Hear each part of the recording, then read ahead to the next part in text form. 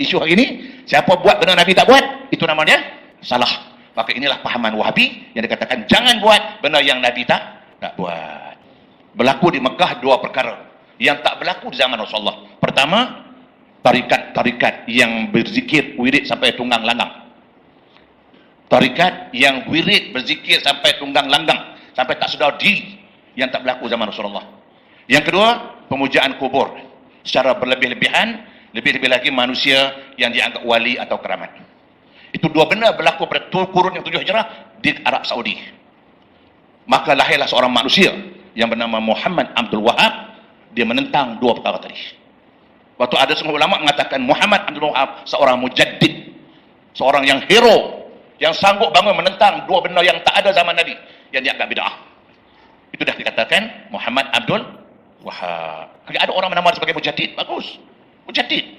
Bangun seorang yang berani, tegas dan menentang dua benda ini. Karena dua perkara ini tak ada di zaman Nabi. Lama kelamaan Muhammad Abdul Wahab meninggal, maka pahaman dia, pahaman yang kata benda yang tak ada zaman Nabi jangan buat. Maka itu dikatakan pahaman Wahabi. Hadis tadi semua bid'ah sesat, semua sesat masuk neraka, tak ada kecuali. Main semua ni tak ada kecuali.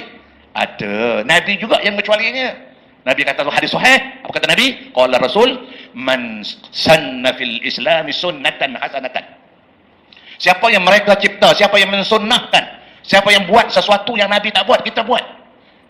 Sunnatan hasanatan, satu sunnah yang baik, satu benda yang baik. Fa umila biha ba'dahu, lepas dia buat, dia mati. Pahala yang buat pun dapat pahala. Kalau tidak ada kecuali, nak tanya tuan-tuan, Quran siapa susun? Quran siapa susun? Tu Quran yang terbaca hari ini tu.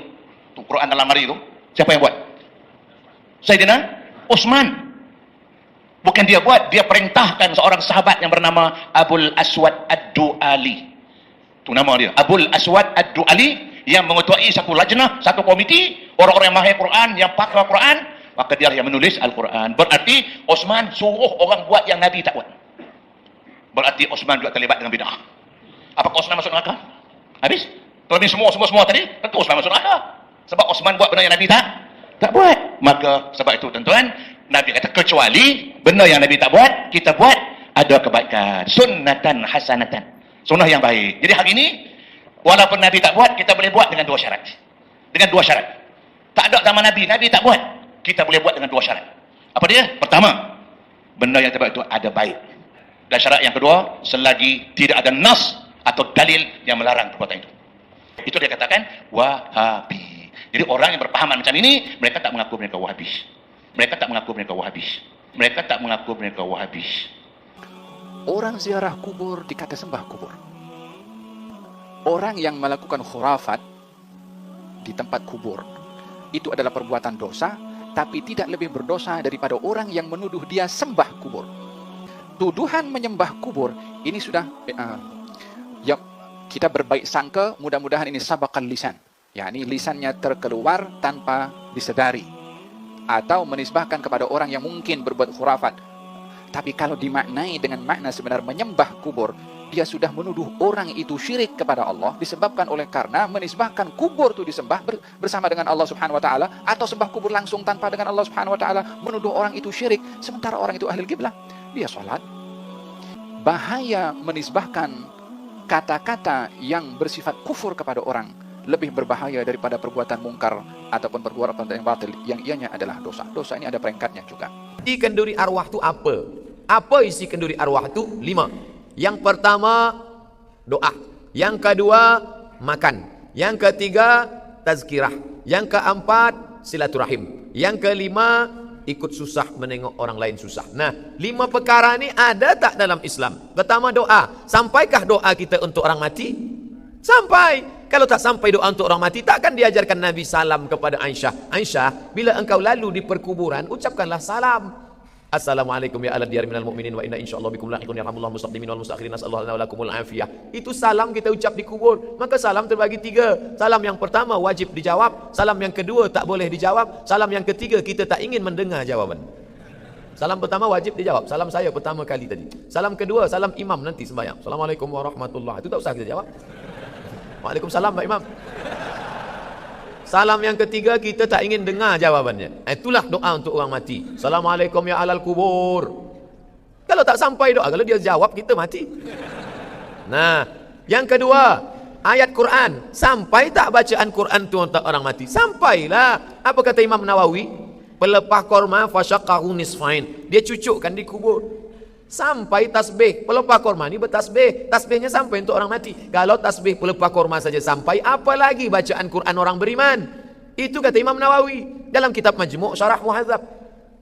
Abdullah bin Umar bin Khattab, anak Umar bin Khattab, berpesan, bila aku mati nanti, bacakan pada bahagian kepalaku pangkal Al-Baqarah, pada bahagian kaki ujung Al-Baqarah. Tengok kitab Ar-Ruh. Yang menulis kitab Ar-Ruh ni siapa? Ibnu Qayyim Al-Jauziyah, murid Ibnu Taimiyah. Ibnu Taimiyah dalam kitab Majmu' Syarah Muhadzab mengatakan bacaan Quran untuk orang mati sampai.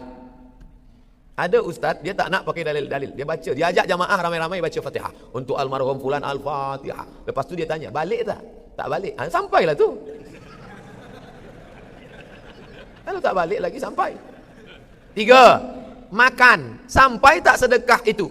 Ketika Ja'far mati, meninggal dunia, kata Nabi, isna'u ta'aman li ali Ja'far. Dulu, orang-orang Melayu, bila ada orang meninggal, dia datang bawa beras, dia datang bawa air, dia datang bawa gula. Supaya apa? Supaya orang yang kemalangan ni tak susah. Kita bawa makanan. Tapi kalau ada dia kaya, dia buatkan makanan, maka dia berkata, puan-tuan, datuk datin, ini bukanlah harta pinjaman, ini bukan pula punya fakir miskin, ini kami sebagai anaknya yang kaya ingin bersedekah. Bolehkah? Sampaikah? Saat ya Rasulullah ummi matat, makku mati, afa atasaddaqu anha, kalau aku bersedekah sampai tak sedekah ni? Kata Nabi, tasaddaq, bersedekahlah. Ayu sadaqatu afdal, apa sedekah yang paling afdal? Kata Nabi, saqiyul ma, membagi air minum. Sedang air minum sampai, apa lagi sempurih baung? 4. Apa lagi 4? Ada tazkirah malam itu.